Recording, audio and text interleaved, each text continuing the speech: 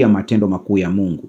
Na wewe pia ninakutia moyo ya kwamba wakati kipindi kinaendelea unaweza ukatuma ujumbe wako live hapo kwenye chatting room kwa wale ambao wanafuatilia kwa njia ya YouTube, lakini wengine ukatuma message ya ushuhuda wako, kile ambacho Mungu amekutendea.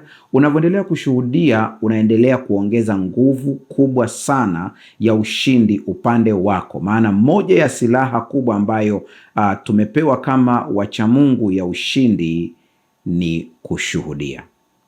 Tunaendelea na sehemu ya pili ya somo letu ambalo tumeangalia Jumatano iliyopita, vita ya kimya kimya, mwongozo wa kina wa Kikristo. Tutaangalia leo sehemu ya pili. Leo tutakuwa tunaangalia sehemu muhimu sana ambayo inaongelea juu ya tiba au namna ya kudhibiti ule unafiki na uongo wa shetani. Utafanyaje katika maisha yako, kwa sababu kile unachokitenda lazima kuna nguvu imekusukuma kufanya hivyo. Hebu tuombe. Baba yetu Mungu mtakatifu, leo tena tunaomba uwepo wako kama ulivyokuwa nasi Jumatano iliyopita, ukawe nasi tena katika Jumatano hii. Kila ambaye analisikia neno lako leo akaguswe kwa namna isiyo ya kawaida, akapate kuelewa, lakini neno hili likawe ni nguvu na uhai na mbegu ndani yake. Kwa Kristo Yesu tumeomba na kuamini, amen. Unakumbuka tulianza mwanzoni katika mtiriko huu, tulianza na Waefeso sura ya 3 fungu la 20. Tukaeleza kwa kina background yake, jinsi ilivyokuwa na mji wa Efeso ulivyo. Na kwenye somo ambalo limepita Jumatano iliyopita, tukaangalia Waefeso sura ile ya 6 fungu la 12, ambapo Mtume Paulo anatuelezea kwamba vita yetu si damu na nyama. Kwa hiyo usije ukaanza kuona jirani yako ndiye adui yako, ukaona sui nani pale kanisani ndiye adui yako, ukaona bosi wako ndiye adui yako. Tazama hii vita katika sura ya kiroho, ndipo utaweza kupigana kwa njia iliyo sahihi. Kwa hiyo hili lizingatie sana katika maisha yako. Na kwenye kitabu cha Waefeso ile sura ya 6 anaeleza pia kuna silaha ambazo inatakiwa muumini aweze kuzivaa ili aweze kushinda. Sasa wale ambao wamefuatilia vizuri katika masomo yaliyopita, kuna sentensi kadhaa natamani kuzirudia leo ili tujengee hapo, alafu tuendelee katika somo la siku hii ya leo. Angalia slide yako hapo, wewe ambao unafuatilia kwa njia ya television, lakini mwingine ambaye hufuatilia kwa njia ya television utanisikiliza tu. Ukweli uliofichika ni kwamba uwanja mkuu wa vita hii ni fikra zako, the mind. Hapa ndipo mahali ambapo hila za shetani hupandikizwa na kukuzwa. Hila hizi haziji kama mishale inayoonekana kwa macho au mashambulizi ya kimwili. Zinakuja kimya kimya kama mawazo, mashaka na hofu. Unaona, tuliangalia vita kimya kimya, ndio ilikuwa mada yetu kuu. Kwa tukaona ya kwamba hii vita inapokuja haiji moja kwa moja pop, inakuja kimya kimya. Inakuja kimya kimya kiasi kwamba hata huwezi kushtuka haraka. Huwezi kujua ya kwamba hii vita sasa ndio imeingia. Nikatoa mfano wa yule mtu ambaye alihitaji kununua nyumba na akakataliwa, lakini hakununua nyumba, alikuja kununua msumari tu. Ule msumari ndio ukasababisha mpaka akawa ni mtawala wa ile nyumba kabisa. Na shetani anakuja kwa wazo moja dogo, taratibu taratibu. Hili wazo likishaingia na likakubalika kidogo, linaanza kujipanua. Kwenye kitabu cha Shuhuda za Kanisa, lile kitabu cha 3 ukurasa wa 69, unaweza ukaangalia kwenye ile aya ya kwanza na kuendelea pale, kuna maneno yafuatayo: The brain is the capital of the body, the seat of all the nervous forces and of mental action. The nerves proceeding from the brain control the body. By the brain nerves, mental impression are conveyed to all the nerves of the body as by telegraph wire. Tulinukuu hiyo kwenye kipindi kilichopita kwamba ubongo ndio mji mkuu wa mwili, makao ya nguvu zote za neva na utendaji wa akili. Neva zinazoongoza na kuunganisha sehemu zote za mwili na ubongo huwasiliana na mwili mzima kama waya za simu. Kwa hiyo hebu fikiria tule wazo kama waya za simu. Kwa hiyo ina maana ya kwamba ubongo wako ukitawaliwa, mfumo wako mwingine wote wa mwili utaanza kutawaliwa. Atatawala kila kitu, miguu yako, viungo vyako vinaanza kutawaliwa, kwa sababu huu mfumo unashirikiana na shetani. Kwa kulijua hili, anatawala sana akili za watu. Shetani anajua hii siri.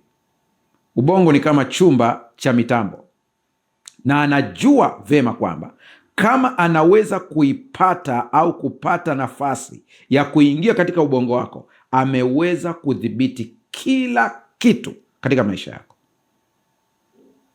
Kuna kitabu ambacho niliwaambieni habari zake ambacho kimetoka kwenye kitabu hiki ambacho unakiona hapo, ni Ushindi Dhidi ya Nguvu Zote za Giza. Ni kitabu kikubwa kweli kweli, kwa sababu kimesheheni mambo. Unaona jinsi kilivyo, ni kikubwa sana. Kimebeba namna ambavyo unaweza kutambua nguvu za giza katika kazi, nyumbani kwako, ajira yako, mpaka kwenye vifaa. Na natamani kila muumini aweze kuwa na uwezo hata wa kujiombea yeye mwenyewe magonjwa yakaisha. Hapa hatua zote zimetajwa. Sana nukuu tu kidogo ukurasa wa 207 kwa hii kitabu kikubwa, 208. Sikiliza maneno haya. Tafakari pia juu ya, nasoma paragrafu ya pili. Tafakari pia juu ya Yoshua na Caleb ambao walisimama imara katikati ya ripoti ya hofu na mashaka kutoka kwa wapelelezi wengine 10 waliotumwa kuipeleleza Kanaani. Wakati wenzao waliongea juu ya majitu makubwa, miji yenye ngome na vikwazo visivyoweza kushindwa, Yoshua na Caleb walikuwa na roho tofauti. Hiyo ni Hesabu 14:24. Hawakukataa changamoto zilizokuwepo, lakini walizitazama kwa macho ya imani, si kwa hofu ya kibinadamu.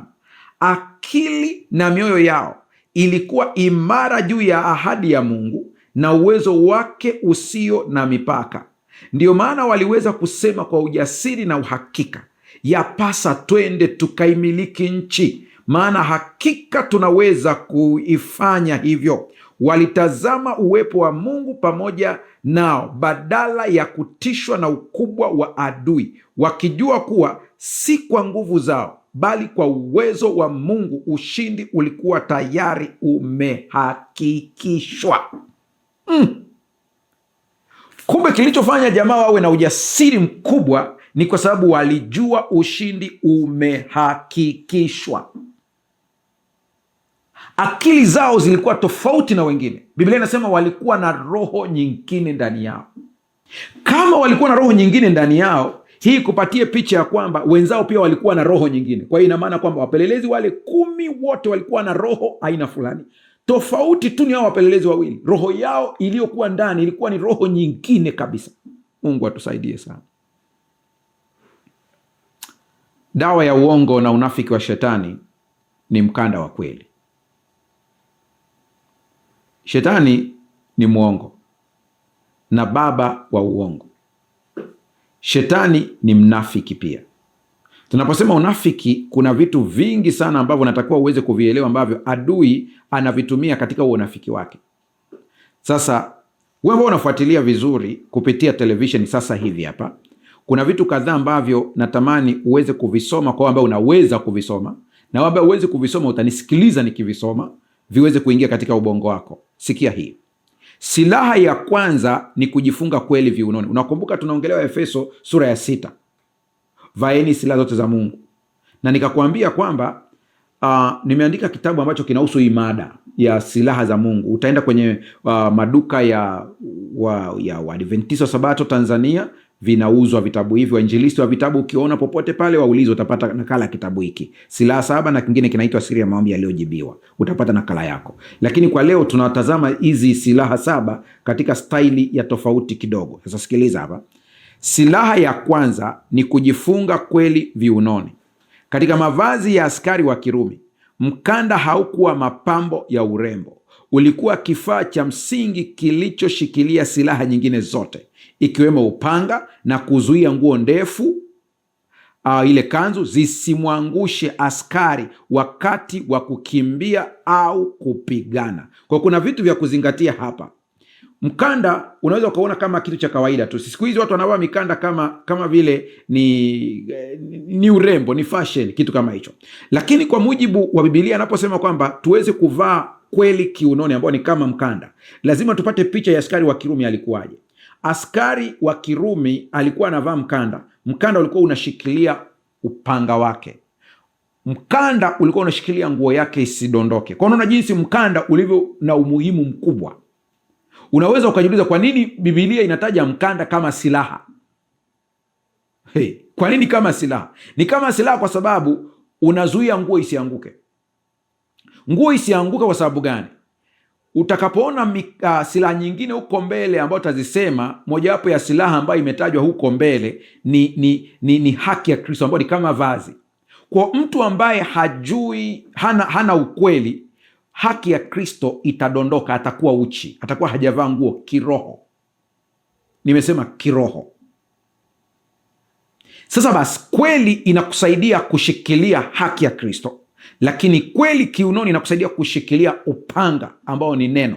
Kwa hiyo upanga unahifadhiwa hapa. Saa ya mashambulio inapokuja, unatoa ule upanga wako, unashambulia adui. Huwezi kuweka upanga mbali na mwili wako. Huwezi kuweka upanga chini. Adui atakapokuja anaweza akaukamata ule upanga pale chini, akautumia upanga huo kushambulia wewe. Lakini upanga unapokaa kwenye mwili wako na umeshikiliwa na mkanda, una ujasiri mkubwa sana. Kwa hiyo cha kwanza kabisa, ili kudhibiti uongo na unafiki wa shetani, lazima uweze kuvaa silaha ya kwanza ambayo ni kweli kiunoni. Bila mkanda askari alikuwa mlegevu. Bila mkanda askari alikosa kujiamini.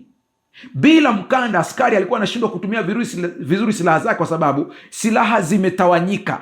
Mpaka uende ukachukue mkanda uweze upanga uweze kuja, ilikuwa inamchanganya askari kabisa. Sikia rafiki yangu, unanifuatilia vizuri, Mungu akusaidie uweze kulimeza hili na uweze kulitumia katika maisha yako ya kiroho. Shetani anaitwa baba wa uongo.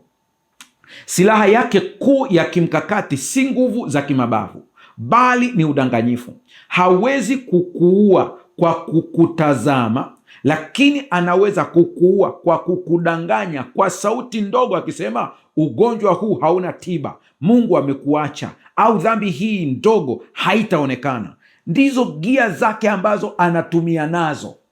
Hizi ni gia. Kwa hiyo kumbuka kwamba hawezi kukuua akikuangalia tu hivi. Yaani laiti watu wa Mungu wangelijua huu kweli, ungewasaidia sana. Usingeliogopa wachawi, usingeliogopa majini, usingeogopa chochote, kwa sababu hakuna anayeweza kukuua, kwa vile uhai wako umefichwa katika Kristo Yesu. Ila shetani anachofanya, anakujaza uongo, anakujaza vitisho, anakujaza vitu vyote. Wale ambao wamefuatilia, tuliongelea kwamba kule Uingereza kuna watafiti ambao wanafanya uchunguzi kwamba ni kitu gani hiki ambacho kinaweza kumponya mtu bila dawa, mwenye saratani hatua ya 4, kwa kuto kuamini tu kwamba saratani haipo. Maana yake ni nini? Kwa kuamini ya kwamba amepona tayari. Tafiti zipo, endeleeni kuziangalia mitandaoni. Imewashangaza watafiti wa sayansi. Huko nyuma sayansi ilikuwa haiamini nguvu ya imani, lakini leo wameanza kusema lazima tuchunguze kuna nini kinachoendelea hapa. Ninaongea na mtu ambaye unanifuatilia sasa hivi, uko kitandani, shetani amekuambia kwamba ugonjwa wako huo wewe hutainuka kitandani. Na mimi nataka nikwambie, mtu hataishi kwa mkate tu, bali kwa kila neno litokalo katika kinywa cha Mungu. Hicho ndicho maandiko yanasema. Kuvaa mkanda wa kweli maana yake ni kuishi kwa uwazi.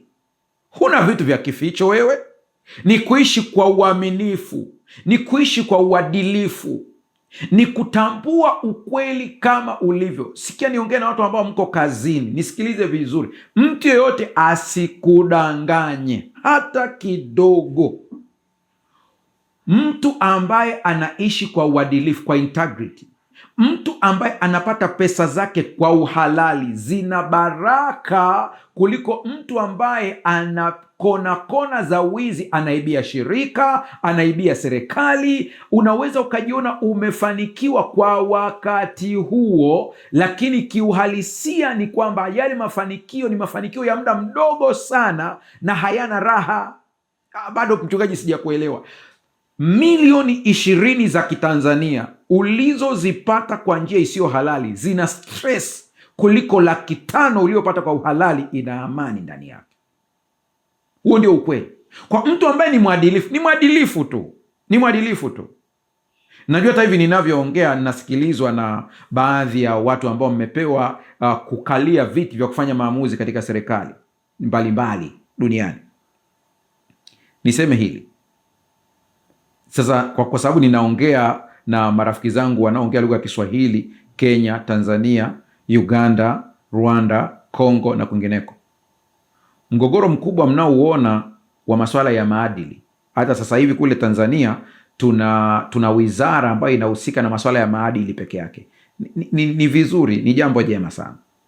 Lakini changamoto kubwa ambayo ninatamani viongozi walioko madarakani walifikirie hili kwa kina zaidi, kama kweli tuko serious na swala la maadili huko mbele, tuanzishe syllabus kabisa ambayo inazungumzia maadili, na hii syllabus tunao wasomi wazuri waanze kutengeneza, ambayo watoto wetu wanajifunza maadili wakiwa nasari.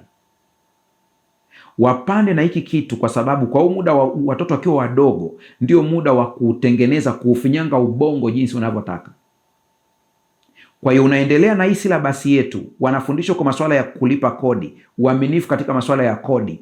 Unaanzia nasari, wanajua kabisa tangu nasari kwamba ukipata kipato lazima ulipe kodi, na kodi inaenda kufanya hivi, na wanaanza kukua nayo. Ile silabasi ipelekwe, sio ya kukatisha hapo katikati, hapana. Inatoka nasari, tunakisha nasari zote zinafundisha hiki kitu.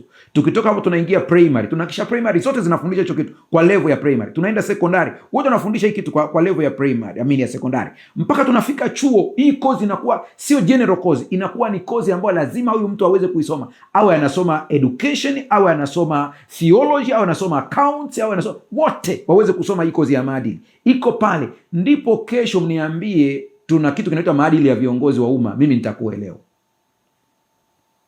Haiwezekani ukaweka kitu cha maadili baadaye na ulipa kodi. Mpaka TAKUKURU Tanzania tunao. Samahani kwa kutumia TAKUKURU kwa sababu ni Mtanzania, lakini najua kwamba Kenya mna ya kwenu, Uganda mna ya kwenu, wanaodhibiti masuala ya rushwa. Huyu mtu ukichunguza vizuri huko nyuma huko, mitihani yake alifaulu kwa vibomu, alafu ndo namwambia akakamata. Kwa usije ukashangaa taasisi za kuzuia rushwa zenyewe zinapokea rushwa pia. Kwa usije ukashangaa, mfumo ni tangu kule chini. Kwa hiyo usitarajie kumtengeneza mtu katika utu uzima. Labda ampokee Yesu Kristo kuwa Bwana na Mwokozi wa maisha yake, ndiye ambadilishe. Mungu atusaidie sana. Kwa hiyo shetani anajaza uongo taratibu, kwa sababu yeye ni baba wa uongo. Baba wa uongo. Najua kuna watu wameteseka sana ambao wananisikiliza sasa hivi kwa sababu ya integrity, uadilifu wenu kazini. Ilifikia kiwango kwa sababu wanakujua msimamo wako katika masuala ya kimaadili, walikutungia skendo ili tu uweze kutoka, ukatengenezewa habari mbaya, ukachafuliwa, character assassination, kwa sababu ya uadilifu wako. Siku hizi kwa sababu kuna AI, huenda hata wakaunda matukio yakaaminika kwamba ni ya kweli. Nina habari njema kwako. Mungu wa mbinguni anajua ulichofanyiwa. Hata kama umefukuzwa kazi, usihuzunike, shangilia, furahia, malipo yanakuja. Na wengine si habari ya mbinguni tu, ninawaambieni malipo yenu yatakuwa hapa hapa duniani. Bwana atawatendea. Hakuna haki inayoweza kupotea. Hicho kitu hakipo. Unapojua ukweli wa neno la Mungu na kuishi maisha yasiyo na siri za giza, hauyumbishwi na hisia wala vitisho vya adui. Unasimama imara kama askari aliyejifunga mkanda tayari kwa lolote. Mchungaji, unamaanisha nini hapa siri za giza? Iko hivi. Katika huduma ya maombezi nimeona kwa macho kabisa. Tulikuwa tunamuombea mtu mmoja pale Dar es Salaam miaka mingi iliyopita. Tuko na wazee wa kanisa. Tukaomba. Mimi kwa kanuni ambayo naipenda, na wewe pia nakushauri uweze kuichukua, usipende sana kusikiliza kauli za mashetani wakati wa kuombea na kukemea pepo, kwa sababu shetani ni mwongo na baba wa huo. Kwa hiyo hata wakati tunaomba pale, yule pepo akaanza kusema, mchungaji, mimi ninaondoka, lakini nitahakikisha nikiondoka hapa, kwa sababu mimi sina pa kwenda, nitaingia kwa mmoja wapo wa hao ulionao hapo. Sikutaka kuamini ile kauli, kwa sababu najua huwa shetani anapenda vitisho. Lakini wakati tunaendelea kukemea kwa jina la Yesu, pepo anamtoka huyu mtu ambaye tunamuombea hapa. Shemasi wa kike tuliye naye anaanguka pale pale, yani ni kama tit for tat. Tulikuwa tunamuombea ni mwanamama, kwa ilibidi tu na shemasi wa kike aweze kutusaidia pale. Kwa anadondoka huyu kwa ananyanyuka ni mzima. Wazee wa kanisa wananiangalia, pasa ni kitu gani? Na mimi sijawahi kukiona pia. Unajua katika hizo huduma za maombezi na nini za kichungaji, unakuwa kila siku kupitia uzoefu, sio darasani. Kwa hiyo sasa tukashauriana tufanyeje, tumuombee mwenzetu sasa. Kwa ikabidi tumtoe huyu ambaye alikuwa anaombewa, tukashughulika na kumuombea huyu mwenzetu. Wakati tunamuombea, pepo akang'ang'ania, anasema sisi hatutoki hapa. Hatutoki kwa sababu huyu ni wa kwetu. Tunajiuliza, ni shemasi wetu, sisi tumekuwa naye. Leo anakuaje mapepo? Shetani ni mwongo kama ilivyo kawaida, tunamkemea, lakini baada ya kuona kwamba moto wa Mungu umemzidi, mwisho anasema mimi ninaondoka, lakini nitarudi tena kwa huyu, na siondoe kwa sababu huyu ana vitu vyetu amefunga kiunoni. Kwa pepo akamtoka, mama akawa vizuri. Tukaanza kumhoji mwenzetu, tuambie. Akaanza kung'atang'ata maneno. Tukamchukua shemasi mwingine wa kike, nenda kamkague mwenzako. Anaenda kumkagua, kweli ana hirizi kiunoni. Tunaanza kumuuliza, inakuwaje unahudumu kanisani na bado una jambo la giza katika mwili wako? Anakwambia, mama yangu alinipa hii, aliniambia napokuja huku mjini kuna mengi, kwa hiyo hii itanilinda. Na narudia sentensi yangu uweze kuelewa, ambayo tumeisoma pale kwenye slide yetu. Kwa wale ambao mnaangalia kwa njia ya television, sikiliza vizuri. Unapojua ukweli wa neno la Mungu na kuishi maisha yasiyo na siri za giza, hauyumbishwi na hisia wala vitisho vya adui. Unasimama imara kama askari aliyejifunga mkanda, tayari kwa lolote. Sikia neno tayari kwa lolote, kwamba akija nitakuwa na upanga, nitakuwa na hiki, nitamshughulikia. Huwezi kuwa na wasiwasi wowote. Mungu atusaidie sana. Na hii ina maana ya kwamba wewe simama ukijua ukweli ya kwamba wewe ni mtoto wa Mungu. Mtoto wa Mungu unalindwa. Kitabu cha Petro kinasema mnalindwa kwa nguvu za Mungu hata mpate wokovu. Sasa ukijua kwamba unalindwa, kwa nini uanze kuogopa vitisho vya shetani ambavyo anakuletea? Kwa nini uanze kutishiwa na sauti za ajabu ajabu? Kwa nini uanze kutishiwa? Hazitutishi, ila tunazitiisha kwa sababu ya ile nguvu iliyoko ndani yetu. Nakumbuka vizuri somo lililopita. Mtu anayeishi katika uongo au unafiki ni dhaifu vitani, kwa sababu anaogopa kugundulika, na hofu hiyo inampa shetani mlango wa kumshambulia kuhusu umuhimu wa kushikilia ukweli bila kuyumbayumba. Kwa shetani anamshambulia huyu mtu vizuri kabisa, maana anajua kabisa huyu ana kitu ambacho. Sikizeni ndugu zangu ambao unanifuatilia hapa, ninasema hivi, mimi sitishiwi na unyenyekevu wa mtu machoni, sitishiwi na vitabu alivyoshikilia. Ukristo ninajua uko moyoni na utaonekana kwa nje. Huu wa kujidai una muda wake, utaisha. Wako watu wengi sana ambao wamo makanisani, lakini ni mawakala wa adui walioko ndani ya vazi la Kikristo. Wapo kabisa, lakini ukimwona hivi huwezi kujua kwa haraka. Utamwona kama yuko vizuri kabisa. Majaribu yanapokuja, changamoto zinapokuja, ndipo tunaelewa Mkristo halisi ni yupi na ambaye alikuwa anaigiza ni yupi. Mambo yakiwa magumu, tutajua ya kwamba unamwabudu Mungu kwa vile amekubariki kiuchumi, au unamwabudu Mungu kwa vile anastahili.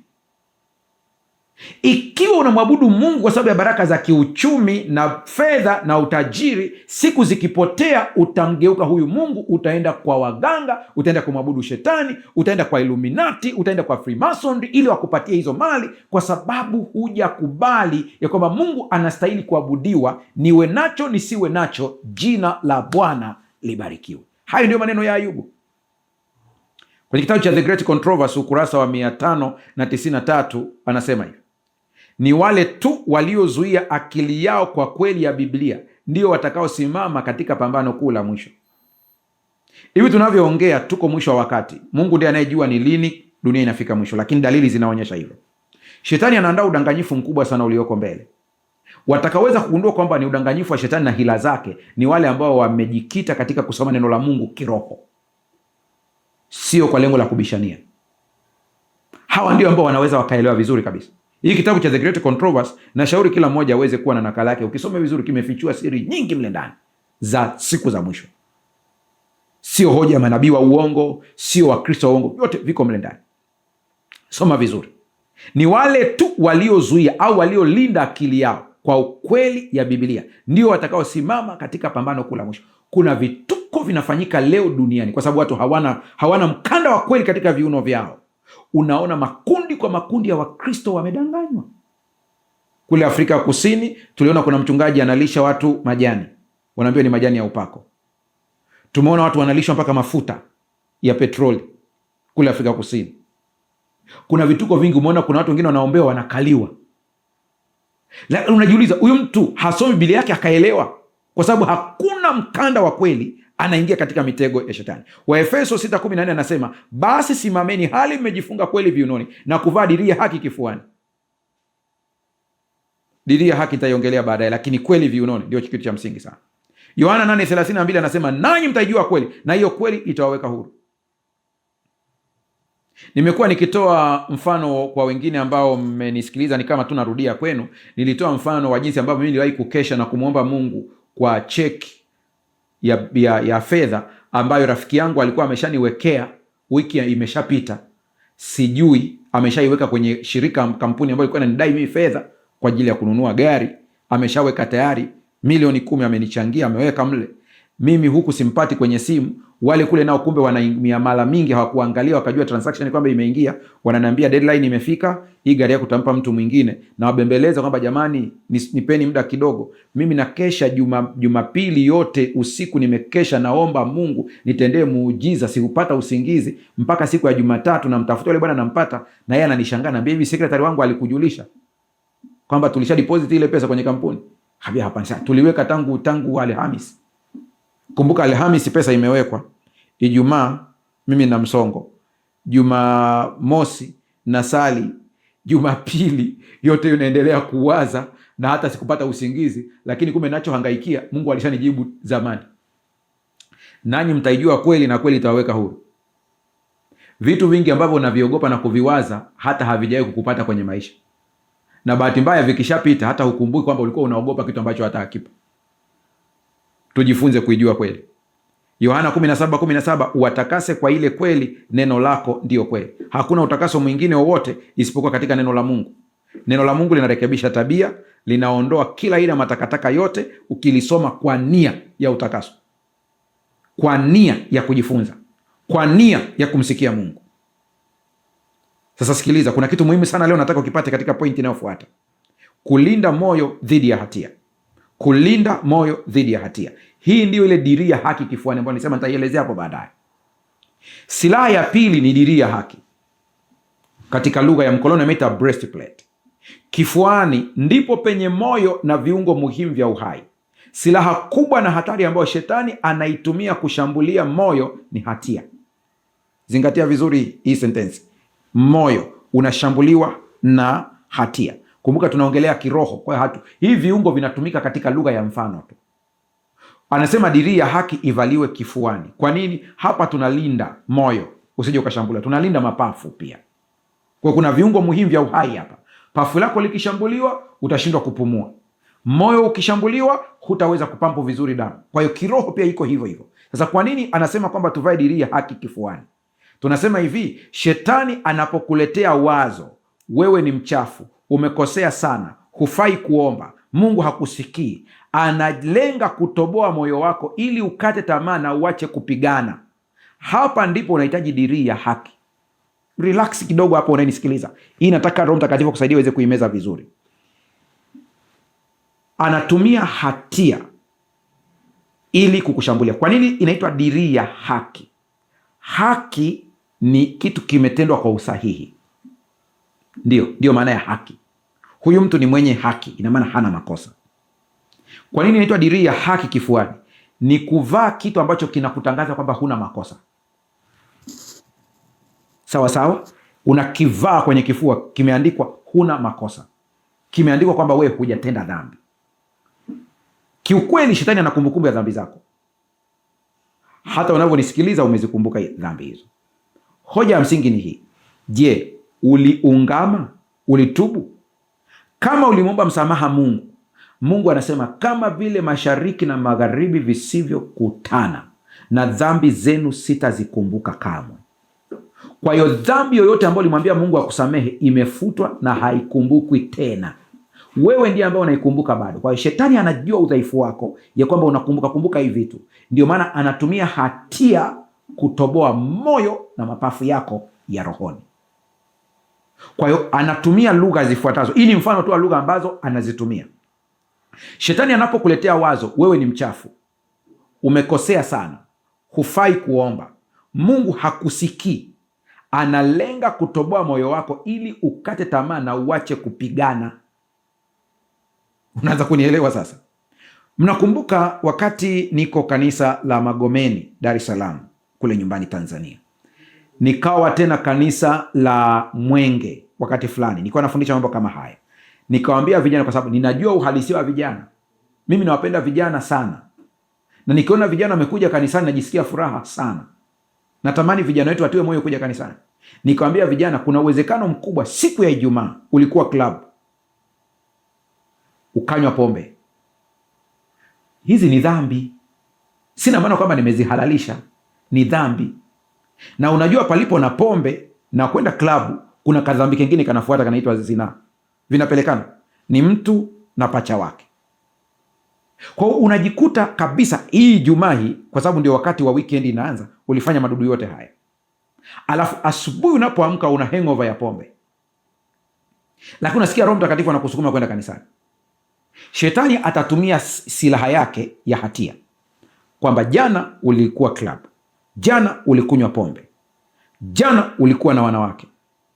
Alafu anakwambia leo unaenda kanisani ukiwa mchafu. Wewe ni mchafu. Ile hatia inapojaa, unajikuta kabisa, unajua leo ni siku ya Sabato, unahitajika kwenda kanisani, utajikuta automatic unaacha kwenda kanisani. Siongelea habari ya Jumamosi peke yake, naongelea siku katikati za wiki. Kuna maombi ya kawaida, kuna mikutano inaendelea katikati. Inawezekana ikawa ni siku ya Jumatano, inawezekana ikawa ni siku ya Alhamisi, inawezekana ikawa ni siku ya Jumapili, inawezekana ni siku ya Jumatatu. Kuna utaratibu wa ibada kanisani kwenu. Shetani atatumia hiyo hatia kukufanya usiende, maana anajua katika kuabudu anashambuliwa. Anajua katika kuabudu ndipo utapewa ule ushindi wa ile dhambi inayokutesa. Nami nikawaambia watu pote nilipoenda, vijana, usiache kwenda kanisani kwa sababu unajisikia hatia. Usiache kuomba kwa sababu unajisikia ni mwenye dhambi. Ndiyo, shetani huo ni mshale wake, anataka apige kwenye moyo. Usikubali. Akiurusha ule mshale, ukiusikia, vaa dirii ya haki. Ni ipi hii mchungaji? Haki ya Kristo Yesu, kwamba Yesu alitii sheria yote na haki yake akanivalisha mimi. Kwa hiyo dhambi zangu zote ambazo nimetubu hazikumbukwi tena. Nimepewa cheti, nimepewa vazi, nimepewa t-shirt iliyoandikwa hana dhambi. Mungu atusaidie sana tuweze kuelewa hii. Dirii ya haki ni muhimu sana. Sikiliza rafiki yangu, haki hii si matendo yako mema ambayo ni kama nguo chafu mbele za Mungu, bali ni haki ya Kristo iliyohesabiwa kwako. Kuvaa dirii ya haki ni kusema kwa ujasiri, ni kweli nimekosea, lakini nimeungama na damu ya Yesu inanifanya kuwa mwenye haki. Hivyo shetani, huna haki ya kunishutumu. Huna haki tena ya kunishutumu kabisa. Dirii ya haki inalinda hisia zako zisijeruhiwe na shutuma za Ibilisi zinazolenga kukuletea huzuni na kujikataa. Inakupa ujasiri wa kusimama mbele ya kiti cha enzi cha Mungu ukijua umekubalika kikamilifu. Haleluya! Huyu ndiye Mungu tunayemtumikia, rafiki yangu. Kuna wimbo moja tunaimba, dhambi zangu ni nyingi, ni kama mchanga, lakini damu yake Mwokozi yatosha. Kwani umeahidi zijapo nyekundu, zitakuwa nyeupe kuliko theluji.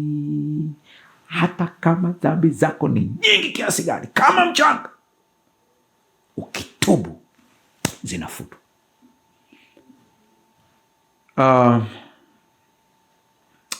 Bila silaha hii utaishi kwa kujihukumu, self condemnation, na utashindwa kupigana kwa sababu askari aliyejeruhiwa moyo hawezi kushika upanga wala kusonga mbele. Hawezi. Kitabu cha Steps to Christ ukurasa wa 62 paragrafu ya 2 anasema, hatuna haki yetu wenyewe ambayo kwayo tunaweza kukidhi matakwa ya sheria ya Mungu, lakini Kristo ametufungulia njia ya kutokea. Aliishi duniani katikati ya majaribu na vishawishi kama vile tunavyopaswa kuishi. Aliishi maisha yasiyo na dhambi, alikufa kwa ajili yetu, na sasa anajitolea kuzichukua dhambi zetu na kutupa sisi haki yake. Steps to Christ ukurasa wa 62. Kumbe ni ya kwake Yesu hii haki amenipa mimi. Ndio, ni ya kwake. Ngoja nikwambie kitu. Nilikuwa nasafiri kutoka Uholanzi ninaelekea Marekani kwenye ndege ya KLM, sitasahau. Nilikuwa daraja la uchumi, niko pale nimetulia zangu. Basi wakati kumbe tunapanda, kuna mfanyabiashara mmoja maarufu sana kutoka nchini Kenya, anafuatilia sana Mahubiri TV. Yeye alikuwa daraja la biashara. Kwa wakati tunaingia, tulipita pale kwenye daraja la biashara, tukaenda na mabegi yetu wengine, tukaenda kule kwenye uchumi, daraja la uchumi la Wapare. Niko kule nimetulia, ndege imeshaenda vizuri kabisa. Wale watu wa daraja la biashara wanaheshimiwa sana. Akaja mhudumu akanambia, samahani, wewe ndio unaitwa Pastor David Mbaga? Nikamwambia ndio. Akanambia, basi tunakuomba uje, kuna mtu ana shida nawe pale mbele. Basi yule mhudumu akanichukua mpaka daraja la biashara. Kufika nikakuta daraja la biashara ni zuri, tuseme ukweli, ni zuri, linavutia. Nikamkuta jamaa amekaa pale, akaniambia jina lake. Hata leo kabla ya kurusha kipindi ibini mtumie ujumbe, akamwambia nataka kutumia kile kisa chako uniruhusu. Akaniruhusu, lakini nisimtaje jina. Akaniambia, ni mimi nakutafuta mchungaji. Mimi nasali kanisa la PCA. Wakenya wanajua sana haya makanisa. Akaniambia, mimi sio msabato, lakini nakufuatilia sana mahubiri yako, yamenibariki. Na kuna wakati nilipitia changamoto kubwa sana ambayo nilikuwa nakaribia kutoa uhai, lakini nilipita lile vuguvugu nikawa vizuri kabisa. Mchungaji, nataka tu nikuambie, kazi unayofanya unaweza usijue inagusa watu kiasi gani. Basi nikamshukuru pale. Akaniambia, kwa hiyo ndivyo kuita hapa ni kwamba mimi nahitaji kwenda kukaa daraja lako la uchumi, we ukae daraja la biashara. Nikajaribu kujieleza hapo, jamani, sijui na nini. Akamwambia yule mhudumu kabisa kwamba nimekubali, mimi naenda kule, mchungaji akae hapa. Nilijaribu kujibaraguza hapo, yaani kwa namna zote ikashindikana. Najua kuna mwingine ananitazama kwa sababu unasema mchungaji, lakini rohoni ulikuwa hutaki kweli kukaa daraja la biashara. Kikweli moyoni nilikuwa nataka nikae daraja la biashara, lakini na mimi nawaza utu kwamba huyu jamaa tu amelipia lakini alikomaa, na watu wa daraja la biashara wanaheshimiwa kama nilivyokuambia. Kwa hiyo akaondoka kaenda kukaa kwangu kwenye kiti nilichokuwa nimekaa. Kiti nilichokuwa nimekaa ni cha katikati. Kwenye vile viti vya ndege kuna ile sehemu ambayo wana 1, 2, 3. Mimi niko pale katikati. Lakini kiukweli hata kile cha katikati nilikipata tu kwa shida, sio style ya. Mimi kwenye ndege siku zote napenda kukaa dirishani. Maana napenda mawingu sana. Kwa napenda kuangalia mawingu vizuri, safari, napenda sana dirishani. Yule bwana akaenda kukaa pale katikati ambapo huku kuna mtu na huku kuna mtu. Mimi nikakaa daraja la biashara. Mpaka tunafika. Ndipo nikaanza kuona raha ya daraja la biashara. Vyakula vyake na nini, kila kitu kiko vizuri, nikaenjoy. Sikulipia daraja la biashara. Ile nimepewa na yule mtu. Sikiliza nikwambie, katika ulimwengu wa kiroho, unapompokea Kristo Yesu kuwa Bwana na Mwokozi wa maisha yako, anachukua dhambi zako, anakupeleka daraja la biashara, sio la uchumi. Haleluya. Tatizo ni ukiwa daraja la biashara alafu na mawazo ya uchumi. Hapo ndipo shida ilipo. Kwamba uko daraja la biashara lakini una mawazo ya uchumi. Hata mimi nilipoenda daraja langu lile, nilikuwa na mawazo ya uchumi. Kwa hiyo kuna fursa nyingi nilikuwa natakiwa nizipate pale. Na yule bwana naona kama alinigundua. Maana kama baada ya dakika 40 akaja akaniambia, bwana mchungaji, ukiwa hapa relax, haki zako ni hizi na hizo, unataka upate hiki upate hiki upate, kuwa na shida yote sema. Mimi na mawazo yangu ya uchumi. Shetani anajua kabisa wewe uko kwenye daraja la biashara kwa sababu ya Kristo Yesu, lakini una mawazo ya kiuchumi. Anaanza kukwambia wewe ni wakule, wewe ni wa huku, wewe ni wakule. Na mimi nakwambia kuanzia leo, vaa haki ya Kristo Yesu. Ukivaa haki ya Kristo Yesu, haki ambazo angepewa Yesu unapewa wewe. Hallelujah. It's too good to believe. Lakini huo ndio ukweli wenyewe. Ellen White anasema hatuna haki yetu wenyewe ambayo kwa tunaweza kukidhi matakwa ya sheria ya Mungu. Hatuna. Lakini Kristo ametufungulia njia ya kutokea. Mungu atusaidie sana. Nakumbuka Mithali 4:23 anasema linda sana moyo wako kuliko yote uyalindayo, maana ndiko zitokazo chemchemi za uzima. Hapo ndipo hii kweli kikaa itatiririka sasa. Warumi 8:1 anasema sasa basi hakuna hukumu ya adhabu juu ya hao walio katika Kristo Yesu. Kwa vile umempokea Kristo Yesu kuwa Bwana na Mwokozi wa maisha, huna hukumu ya adhabu, una hukumu ya uzima milele. Kwa hiyo hukumu yako, judgment yako ni uzima milele. Wakorintho wa pili 5:21 anasema yeye asiyejua dhambi alimfanya kuwa dhambi kwa ajili yetu, ili sisi tupate kuwa haki ya Mungu katika yeye. Ukijua Yesu amekuja kufanya nini, utamheshimu sana. Utamheshimu sana. Silaha nyingine muhimu sana ya tatu ni uthabiti katika vita, viatu vya amani. Sandals. Sikiliza. Silaha ya tatu ni kufungiwa miguuni utayari tupatao kwa injili ya amani. Viatu vya askari wa Kirumi Calgary vilikuwa na misumari ya chini, spikes au njumu, kwa wale mnaokumbuka tukicheza mpira zamani, kuwapa mshiko, grip, wasiteleze wakati wa mapambano makali au mteremko. Kwa vinakupa amani kwa sababu unajua uko salama, huwezi kuteleza. Katika vita ya fikra, adui anajaribu kukuondolea amani ili uwe na wasiwasi, utetereke, ujae hofu na hatimaye uanguke. Kuvaa viatu vya amani maana yake ni kuwa na utulivu wa ndani unaotokana na kujua kwamba Mungu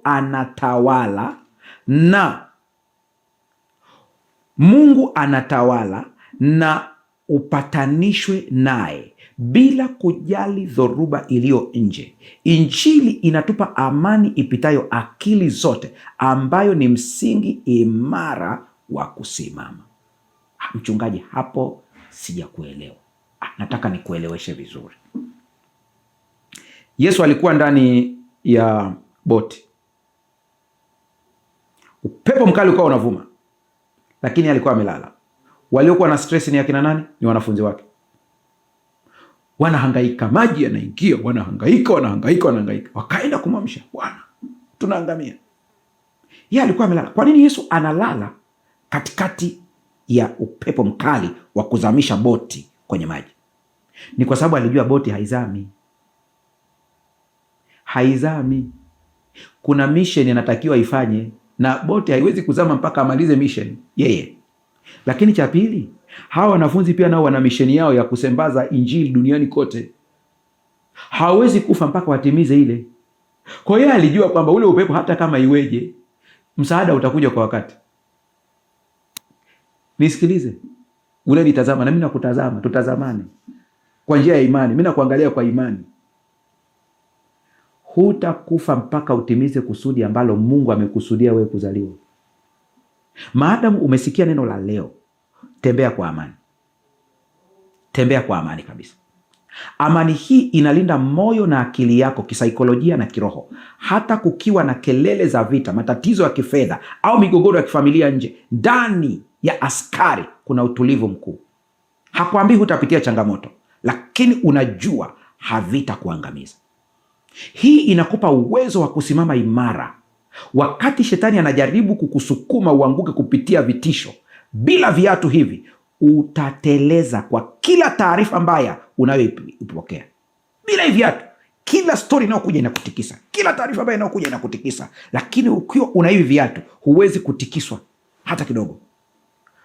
Kwenye kitabu cha The Thoughts from the Mount of Blessing, ukurasa wa 15, paragrafu ya 2, kuna maneno haya: moyo unaopumzika kikamilifu kwa Mungu utasema, najua ninayemwamini, Mungu atamlinda yeye ambaye moyo wake umemtegemea yeye katika amani kamilifu, kwa kuwa anamtegemea yeye.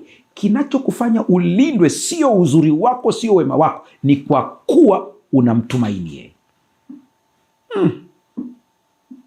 Kwa Efeso 6:15 anasema, na kufungiwa miguuni utayari tuupatao kwa injili ya amani. Tuko tayari kwenda popote kwa sababu ya Kristo Yesu, kwa sababu ya amani tunayoipata.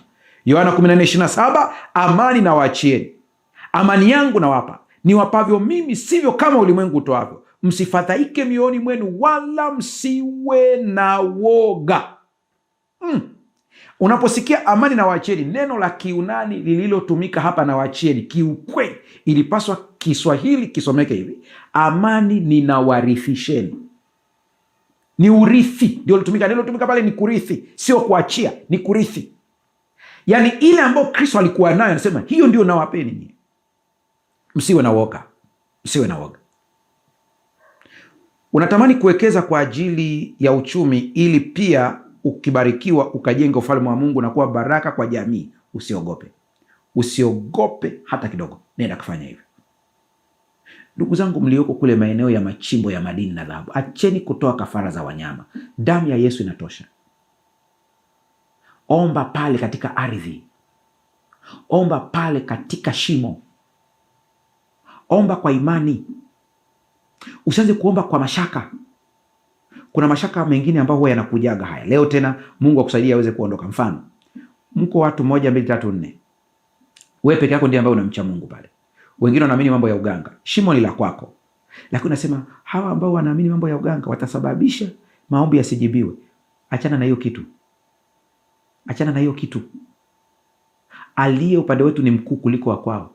Waambie sitaki mambo ya uganga hapa, mimi nitamuita Yesu. Utapitishwa kipindi kigumu hapo katikati cha kupima imani yako, lakini ukitokeza baraka zitashuka. Na zikishuka, usiwe na tabia ya kujisifia, muinue Yesu. Ndio kosa la Hezekia alilofanya. Hezekia aliongezwa miaka. Walipokuja kuangalia, akaanza kuwaonyesha mali badala ya kuwaonyesha Mungu. Kosa kubwa sana. Mungu atusaidie sana. Kitabu cha Isaya sura ya 26 fungu la 3 anasema, utamlinda yeye ambaye moyo wake umekutegemea katika amani kamilifu, kwa kuwa anakutumaini. Lakini rafiki yangu, kuna kitu kinaitwa imani ya kuzima mishale. Kuzima mishale ya moto. Hii nataka pia uipate vizuri, maana inakuja kwa ghafla. Pop, mshale umekuja, mshale umekuja, mshale umekuja. Kuna vimaneno vinaweza kuja mpaka vikakukosesha amani kabisa ikapotea. Silaha ya 4 ya muhimu sana ni ngao ya imani. Paulo anasema kwamba nirudie tena hiyo. Silaha ya 4 na ya muhimu sana ni ngao ya imani. Paulo anasema kwayo mtaweza kuizima mishale yote ya moto ya yule mwovu. Mishale ya moto ilikuwa mishale iliyochovya kwenye lami na kuwashwa moto kabla ya kurushwa. Lengo lilikuwa ni kusababisha hofu na kuunguza. Kwa hiyo kuna saa adui anarusha mshale mpaka unakutisha kabisa. Ukisikia hiyo habari inakutikisa kabisa kabisa. Sikiliza, katika ulimwengu wa roho hili ni nini? Haya ni mawazo mabaya yanayokuja ghafla na kwa kasi. Uko katikati ya maombi, ghafla wazo la matusi linaingia akilini. Uko kazini, ghafla hofu ya kifo au ajali inakupata. Kazi ya ngao ya imani ni kuizima kabla haijaingia mwilini na kuleta madhara. Imani inafanya kazi kama kizuizi. Beria inasema, ninalikataa wazo hili, si langu na halina nafasi hapa, kwa sababu Mungu amesema tofauti. Imani si hisia, ni msimamo thabiti juu ya kile Mungu ambacho amesema. Kadri unavyolisoma neno la Mungu na kuliamini, ndivyo ngao yako inavyozidi kuwa kubwa na imara kuzuia mashambulizi. Usitembee bila ngao. Mishale ya adui haina ratiba na kupiga pale usipotarajia. Itakupiga pale usipotarajia. Hakikisha ngao ya imani unakuwa nayo. Zungumza imani na utakuwa na imani. Usiruhusu wingu moja au neno moja la shaka lije na kuzuia mwanga wa Yesu. Ikiwa utaongelea giza, utavuna giza. Hicho ni kitabu cha Testimonies for the Church, volume ya 7, ukurasa wa 204. Narudia tena hii ikae. Zungumza imani na utakuwa na imani. Usiruhusu wingu moja au neno moja la shaka lije kuzuia mwanga wa Yesu. Ikiwa utaongelea giza, utavuna giza. Nafikiri mpaka sasa hivi umejua kwa nini kuna baadhi ya mambo yanakupata. mdomo wako. Waefeso 6:16 inasema, zaidi ya yote mkitwaa ngao ya imani, ambayo kwa hiyo mtaweza kuizima mishale yote ya moto ya mwovu. Waebrania 11:1 unaikumbuka vizuri. Basi imani ni kuwa na hakika ya mambo yatarajiwayo, ni bayana ya mambo yasiyoonekana. Wengi tunatikiswa kiimani kwa sababu tunataka tudili na mambo yanayoonekana, mpaka uone kabisa uvimbe umeondoka, ndipo unaamini umepona. Hiyo sio imani. Imani ni kuona uvimbe umeisha, lakini ukishika katika mwili bado upo. Hiyo imani itaondoa uvimbe. Zaburi 28:7, Bwana ni nguvu zangu na ngao yangu, moyo wangu umemtumaini, nami nimesaidiwa. Kwa hiyo moyo wangu unashangilia, na kwa wimbo wangu nitamshukuru. Rafiki yangu, kabla hatujafika mwisho, nataka uelewe kitu kinaitwa chapeo ya wokovu, ambayo hii inalinda utambulisho wako. Kulinda utambulisho wako, silaha ya 5 ni chapeo ya wokovu. Chapeo inalinda kichwa, ni kama helmet. Kichwa ndipo penye kituo cha utambulisho, identity na maamuzi. Ukimpiga askari kichwani, anapoteza fahamu na hajijui yeye ni nani wala yuko upande gani wa vita. Vita kubwa ya shetani ni kukusahaulisha wewe ni nani ndani ya Kristo. Kwa hakikisha ya kwamba wokovu inakuwa ni kitu cha kwanza katika maisha yako. Anataka ujione mtumwa mwenye dhambi na aliyeshindwa. Kuvaa chapeo ya wokovu ni kuwa na uhakika usiotikisika kwamba nimeokolewa, mimi ni mwana wa Mungu na nina urithi wa mbinguni. Ikiwa huna uhakika wa wokovu wako, shetani atachezea akili yako kila siku kwa mashaka. Kitabu cha Messages to Young People, ukurasa wa 73, paragrafu ya kwanza, kuna maneno haya: akili lazima itunzwe na kuadibishwa. Kupambana na majaribu na kudumu katika vita ni lazima iwe na kusudi moja, kumtumikia Mungu. Uwezo wote wa akili unapaswa kuwekwa chini ya udhibiti wa Mungu. Mungu atusaidie sana. Chapeo ya wokovu. Ndipo utakuja upanga wa Mungu, upanga wa Roho ambao ni neno la Mungu. Hii ndio silaha pekee ya kushambulia katika orodha hii, neno la Mungu. Yesu alitumia silaha hii jangwani kikamilifu. Shetani alipomjia na majaribu yenye mantiki na hisia, Yesu hakujibizana naye kwa akili ya kibinadamu wala hisia za njaa alizokuwa nazo. Alichomoa upanga wa Roho kwa kusema, imeandikwa. Kwa hiyo shetani atakuletea mambo yote, lakini hakikisha ya kwamba unachomoa upanga wa imeandikwa. Neno la Mungu li hai, tena likali, lina ukali kuliko upanga wote ukatao kuwili. Ila usahau, sala ni mawasiliano na Mungu wakati wote. Askari aliyevaa silaha zote kuanzia kichwani hadi miguuni, lakini hana pumzi wala nguvu, hawezi kupigana, atakuwa sanamu tu. Sala ndiyo pumzi ya vita.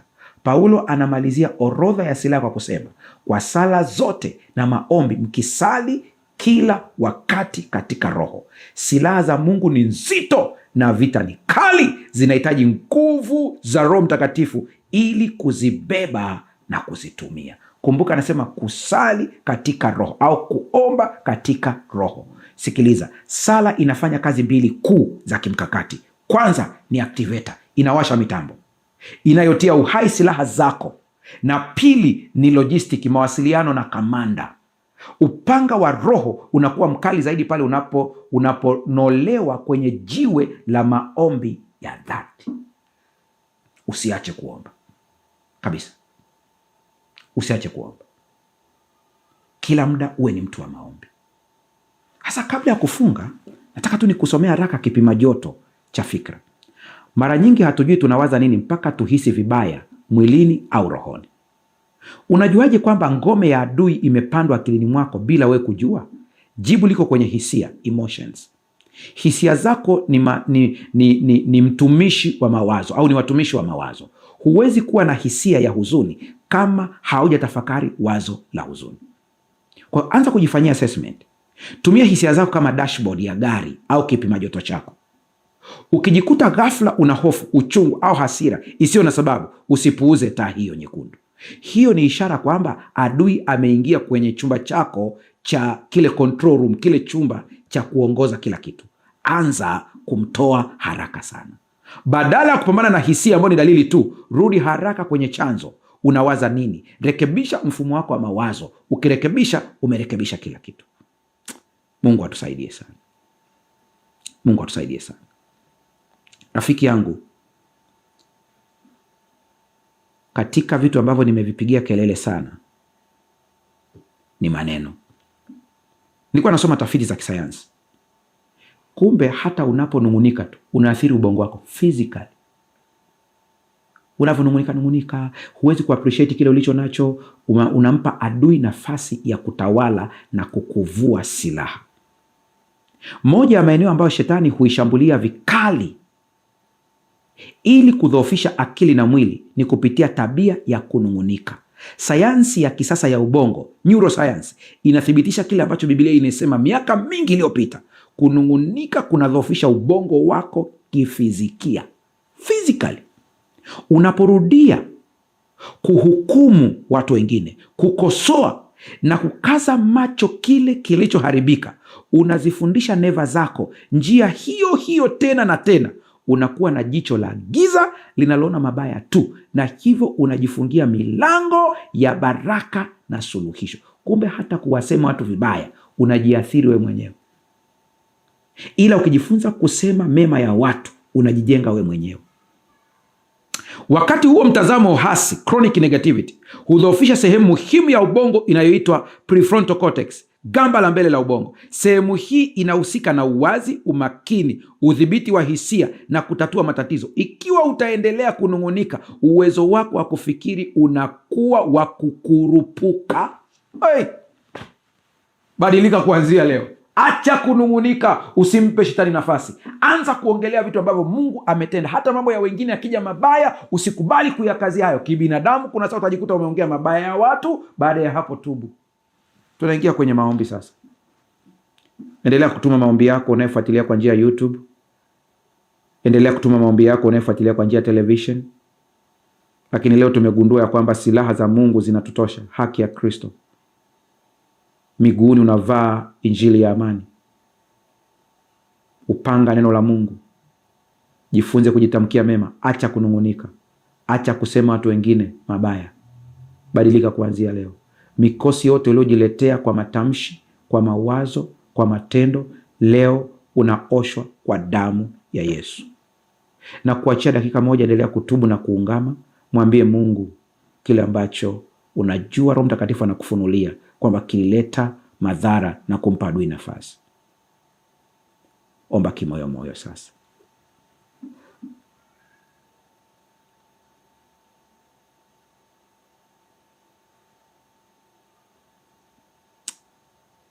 Rafiki yangu, tunaingia kwenye kuomba sasa. Tuombe. Baba, katika jina la Yesu, mtoto wako huyu amesikia neno lako, na leo amejua namna pekee ya kuzima uongo na unafiki wa shetani ni kuvaa hizi silaha zote 7 na kuzielewa vizuri na kuzifanyia kazi. Tumejiletea madhara wenyewe kwa kuacha kubeba upanga neno. Tumejiletea madhara wenyewe kwa kushindwa kufunga kweli kiunoni. Tumejiletea madhara wenyewe kwa kushindwa kuitambua haki ya Kristo katika kifua ili iweze kuzuia mishale yote inayokuja kushambulia moyo. Tumeshindwa hata kuelewa wokovu ya kwamba si tumeokolewa tayari tuliompokea Kristo Yesu, tukatembea katika hatia.